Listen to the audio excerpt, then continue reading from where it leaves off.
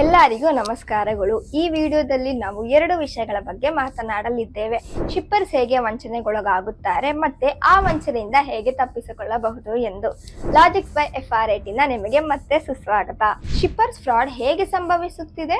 ಇಂದಿನ ಡಿಜಿಟಲ್ ಯುಗದಲ್ಲಿ ಇಂಡಸ್ಟ್ರಿ ಉದ್ಯಮದಲ್ಲಿ ಹೊಸ ಫ್ರಾಡ್ಗಳು ಬೆಳಕಿಗೆ ಬರುತ್ತಿವೆ. ಶಿಪ್ಪರ್ಸ್ ಮತ್ತೆ ಟ್ರಕ್ ಓನರ್ಸ್ ಇಬ್ಬರು ವಂಚನೆಗೊಳಗಾಗುತ್ತಿದ್ದಾರೆ. ಶಿಪ್ಪರ್ಸ್ ಯಾರು? ಶಿಪ್ಪರ್ಸ್ ಅಂದರೆ ಮ್ಯಾನುಫ್ಯಾಕ್ಚರ್, ಬೈಯರ್ ಅಥವಾ ಸೆಲ್ಲರ್, ಸರಕುಗಳನ್ನು ಮಾರಾಟ ಮಾರುವವರು ಅಥವಾ ಖರೀದಿಸುವವನು. ಇತ್ತೀಚಿನ ದಿನಗಳಲ್ಲಿ fake brokers IndiaMART, Justdial ಅಥವಾ WhatsApp Telegram group, Blackbuck ಅಥವಾ ವಾಹನ್ ನಂತಹ ಆನ್ಲೈನ್ ಪ್ಲಾಟ್ಫಾರ್ಮ್ ಅನ್ನು ಬಳಸುತ್ತಿದ್ದಾರೆ. ಈ ಬ್ರೋಕರ್ಸ್ ತಮ್ಮ ಫೇಕ್ ಪ್ರೊಫೈಲ್ಸ್ ಗಳನ್ನು ರಚಿಸಿ fake GST certificate, PAN card, company letter head ಮತ್ತು ಇನ್ವಾಯ್ಸ್ ಗಳನ್ನು ಅಪ್ಲೋಡ್ ಮಾಡುತ್ತಾರೆ. ಶಿಪ್ಪರ್ಸ್ ಫ್ರಾಡ್ ಹೇಗೆ ಸಂಭವಿಸುತ್ತದೆ ಎಂಬುದನ್ನು ಒಂದು ಉದಾಹರಣೆಯೊಂದಿಗೆ ಅರ್ಥ ಮಾಡಿಕೊಳ್ಳೋಣ. ಫೇಕ್ ಪ್ರೊಫೈಲ್ ಕ್ರಿಯೇಷನ್: ಬ್ರೋಕರ್ ತನ್ನ ಹೆಸರನ್ನು ಶರ್ಮಾ ಲಾಜಿಸ್ಟಿಕ್ಸ್ ಅಥವಾ ಗ್ಲೋಬಲ್ ಟ್ರಾನ್ಸ್ಪೋರ್ಟ್ ಸೊಲ್ಯೂಷನ್ ನಂತಹ ಕೆಲವು ಫೇಕ್ ಕಂಪನಿಗಳ ಹೆಸರಿನೊಂದಿಗೆ ಇಟ್ಟುಕೊಳ್ಳುತ್ತಾನೆ.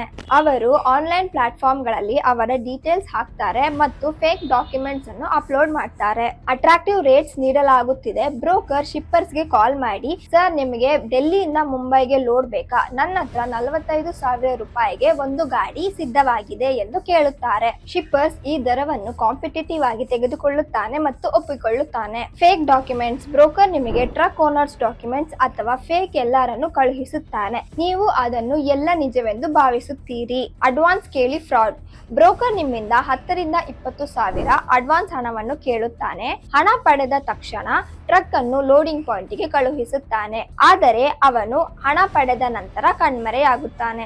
ಫ್ರಾಡ್ ಬಯಲಾಗುತ್ತಿದೆ. ಟ್ರಕ್ ಓನರ್ಸ್ ಜೊತೆಗೆ ನೀವು ಮಾತನಾಡಿದಾಗ ನಿಮಗೆ ಗೊತ್ತಾಗುತ್ತೆ ಬ್ರೋಕರ್ ನಿಮ್ಮನ್ನು ದಾರಿ ತಪ್ಪಿಸಿದ್ದಾನೆ ಮತ್ತು ಅಡ್ವಾನ್ಸ್ ಹಣ ಹೋಗಿದೆ ಎಂದು ತಿಳಿಯುತ್ತದೆ. ಶಿಪ್ಪರ್ಸ್ ಫ್ರಾಡಿನಿಂದ ನಿಮ್ಮನ್ನು ಹೇಗೆ ರಕ್ಷಿಸಿಕೊಳ್ಳಬೇಕೆಂದು. ಮೊದಲನೆಯದು, ಬ್ರೋಕರ್ ಮತ್ತೆ ಕಂಪನಿಯನ್ನು ಕಡ್ಡಾಯವಾಗಿ ವೆರಿಫಿಕೇಶನ್ ಮಾಡಿಕೊಳ್ಳಿ. ಕಂಪನಿ ರಿಜಿಸ್ಟ್ರೇಷನ್, MCA ಪರಿಶೀಲನೆ, ಪ್ಯಾನ್ ಕಾರ್ಡ್ ಮತ್ತು LR ಮೂಲ ಡಾಕ್ಯುಮೆಂಟ್ಸ್ ಕೇಳಿ, ವೆಹಿಕಲ್ RC ಪರಿಶೀಲಿಸಿ.